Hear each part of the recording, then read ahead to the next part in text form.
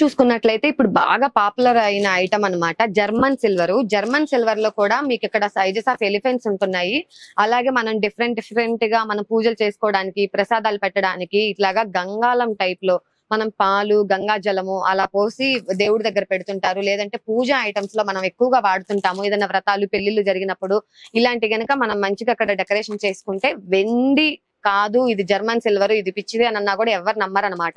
అంత చక్కగా ఉంటాయి. అండ్ ఇక్కడ చూసుకున్నట్లయితే బుజ్జి బుజ్జి రోలు, ఇసిర్రాయి, మనం పచ్చడి రుబ్బుకునే రోడ్లు, ఇలా చిన్న చిన్నవి. ఇవన్నీ ఎందుకు అని అంటే, ఇప్పుడు మనం చూస్తుంటాం కదా రోలుని, రోకల్ని, వీటన్నిటిని మనం పూజించుకోవాలి, అవి కూడా లక్ష్మీదేవితో సమానం అని. బట్ ఇంట్లో ఉన్న వాటన్నిటిని తీసుకొచ్చి దేవుడి గదిలో పెట్టలేం కాబట్టి, అక్కడ పూజించలేం కాబట్టి, మనం ఇక్కడ నామకావాస్తుకు చేసుకున్న ఒరిజినల్ రోల్ అన్నమాట, స్టోన్స్ తో చేసినవి.